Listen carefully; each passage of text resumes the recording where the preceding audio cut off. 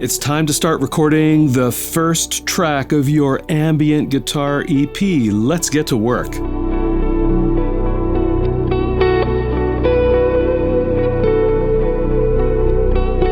That's right, it's week 2 of my challenge to you to create a 5-track ambient guitar EP in 6 weeks. So this week is all about recording and creating that first track. Now, I've already done mine. You've heard a little preview of it. Also, I've already posted it, so I'll have a link around here to the full video if you want to listen to the entire track. So I'll use that as an example to walk through the effects chain, the composition, and then finally the mix of the piece. So this video is going to be a little bit long. I'll include some indexes here so you can kind of flip back and forth to different parts of the video if you so desire. So first up is the effects chain. So on the pedal board, what I've got going on is actually I should talk about the guitar. First is the guitar that I've selected for this EP, and this is my Telecaster Baritone, okay? And I've played it on a bunch of tunes, a couple years ago, so I pulled it out for this EP. From the Telecaster, I'm going into a Wampler Ego compressor, and here's what my clean, compressed sound sounds like.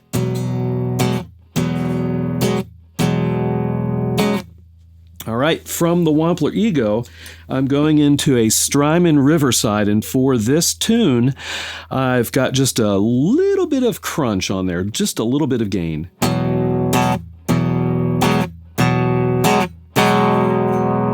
Just add a little bit of hair onto the signal. All right, from there, I'm going into my Avid 11-rack amp modeling unit. I decided to go ahead and use that for this EP to provide the amp model and the cabinet simulation. And again, I've kind of got it set up for a Fenderish kind of tone. The 11-rack has a stereo effects loop, so the rest of the effects in my chain are within the context of being in that effects loop. First up is the Strymon Capistan. That runs into a TC Electronic flashback triple delay, which runs into a Strymon timeline, and finally at the end is the Strymon BigSky Reverb. Before I show you how these effects work together, I do want to talk briefly about composition. If you recall, on the introduction week 1, I talked about a constraint that I'm putting on myself to use only traditional tunes. So for this piece, I've selected an old hymn, a crusty, rusty hymn called Come Thou Fount.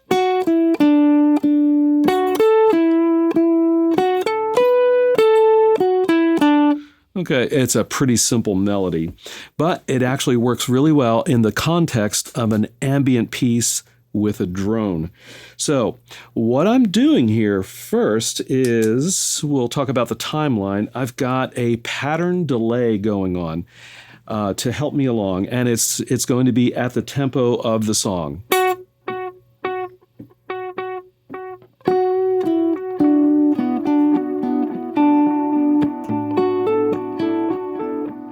So I was going to say simple pattern, but it's actually a fairly complex pattern, and the timeline gives you a lot of options. I'm not going to go over everything here.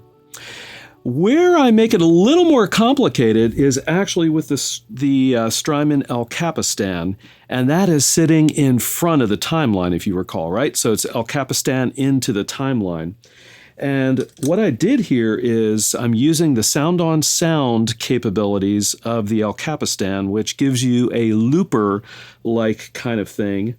And I've set it to about the same, it's a couple measures in length of about the same tempo of the timeline. So I've got it turned on here. If I play, you'll hear what's going on.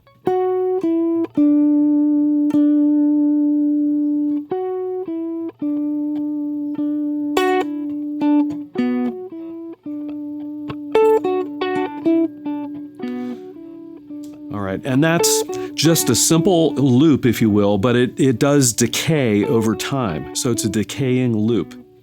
Now, if I combine that with the timeline, it's actually pretty cool.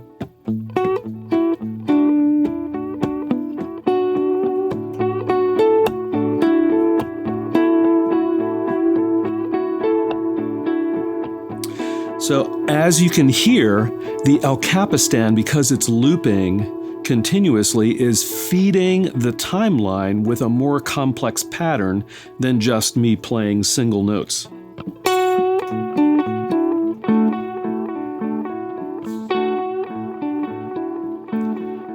That's pretty cool, isn't it? And it's not exactly in time with the tempo. It's close, but not exact. So over time, it gets more complex with all the delay repeats. Finally, in this, for this song, I should mention I'm skipping the flashback triple delay for song number 1 for me.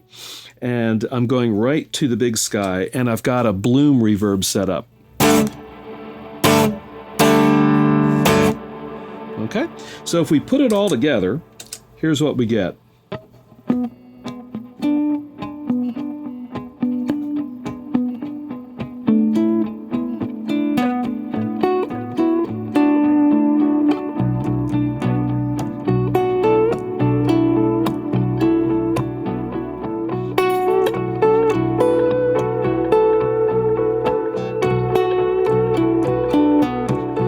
What I'd like to do now is hop over to Logic Pro and show you what I did in the mix for the piece.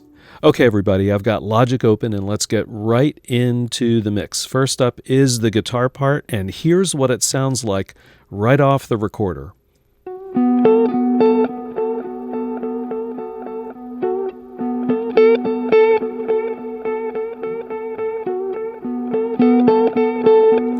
Okay, not a bad sound. It's a little dull sounding to me, but I got it at a good level. So you may have noticed that I'm not driving the level of my recorded signal all the way up to 0 dB. It's actually pretty low. Check out the meter down here in the lower left-hand corner and see where it is, kind of at the loudest part.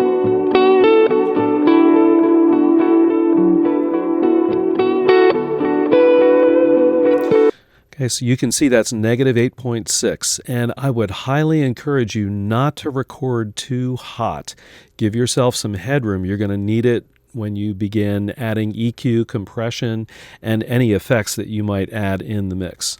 All right, so my goal is to make this sound a little bit brighter and smooth out the dynamics. So in order to do that, I decided to use Isotope Neutron 2. So I could have used the stock plugins from Logic also, which would be the EQ and compression. So it's the same concept no matter what plugins you use. So first up, here is the EQ curve that I have that I kind of settled on. I pulled out a little bit of the lows, and there was some mud kind of in the mid-range here between 200 and 400 hertz, and I just raised everything up a little bit to make it brighter. So let me play this a little bit, and I'll switch the EQ on and off so you can hear the difference.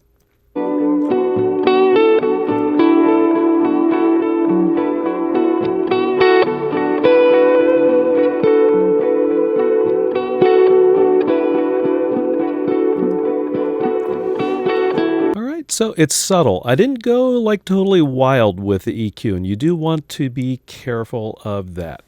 Next up is the compressor, and let me bring that in, and you can see I've got a couple of bands of compression. So the Isotope compressor allows you to do multi-band compression, which I think can be valuable if you want to compress, say, highs a little bit differently from your lows. Just watch the meters as I play the song, and you'll see how much it's compressing.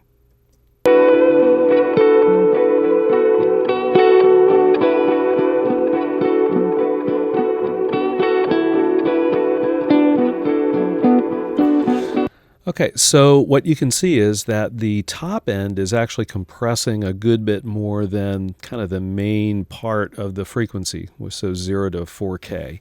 And that is to just kind of tame that high end. I want more brightness, but I don't want spikiness, so I want it to be tamed. All right, next up is the exciter, and a lot of recording software have exciter plugins, so this adds just a little bit of distortion, some saturation to the signal. It's pretty subtle. Here's what the whole thing sounds like.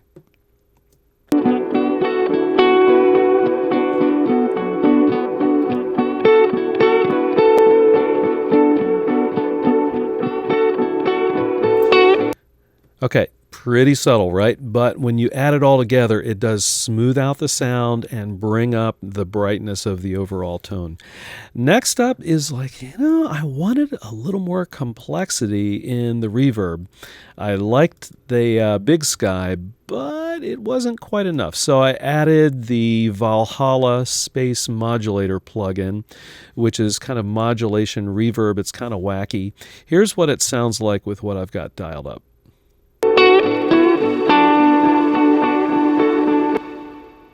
Okay, and I stopped it there so you can hear the tail of the effect. Let me do that again.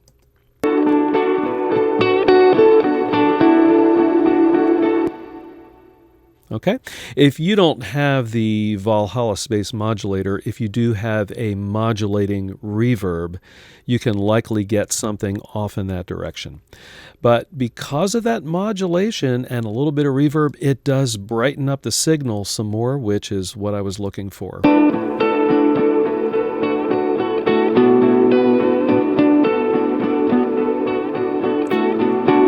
All right, great. That's the guitar tone. Now, in the Ambient Guitar Challenge, in the introduction video, I talked about one of the constraints being a second track with a drone.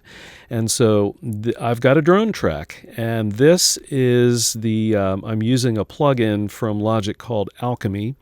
It's a software synthesizer. And I'm not going to go into all this, but other than to say I've got one note set up for the entire length of the song, and it's a low B. Okay, I'm using a baritone, so I'm playing this in the key of B minor. So here's what that drone sounds like.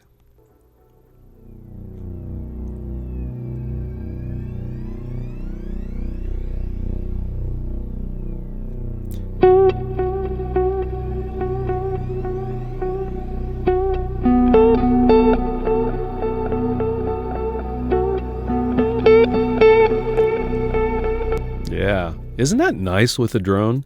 I love drones. Drones can really fill in space and provide an underlying mood to whatever else you're playing, which is part of the reason why I suggested adding a drone into each of the tracks.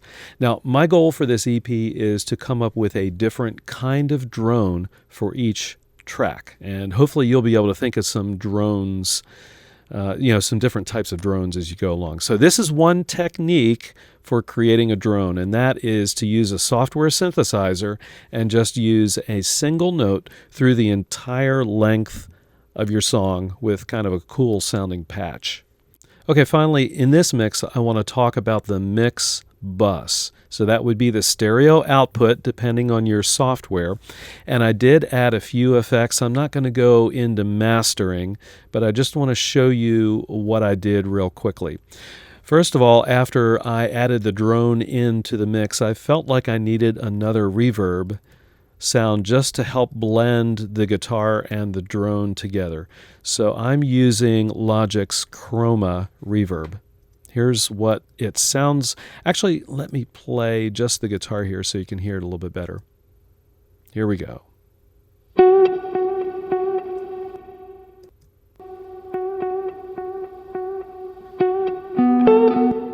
Yeah, can you hear that? It's kind of a room sound. Let me turn the space modulator off for a sec. Now, this is just the chroma.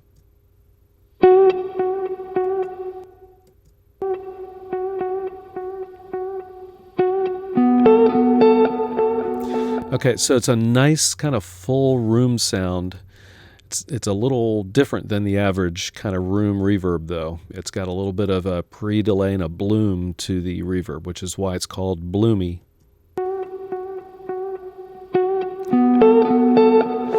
And then when I add that space modulator in there, it's really nice. Now, if I combine it with the drone, here's what we get.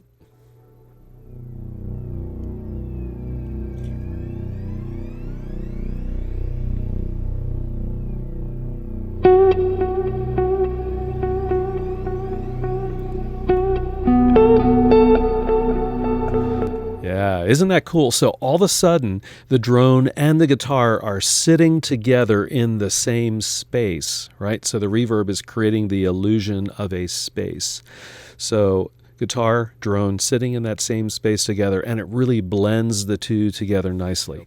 When you're mixing an ambient guitar piece with lots of delay and reverb, you do need to be mindful of the stereo image. So what I like to do in the stereo bus, the main outputs of my mix, I like to add in a plug-in that allows me to collapse the mix to mono and check out what the mix sounds like in mono. So I'm using a plug-in that comes with Logic called Direction Mixer. Other pieces of recording software have similar plugins, so look in your software and see what the options are for collapsing your mix to mono. So let me go between stereo and mono just so you can hear it.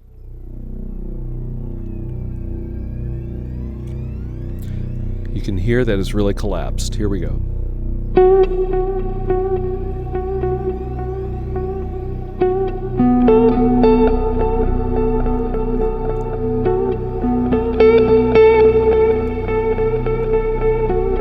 Stereo now, obviously.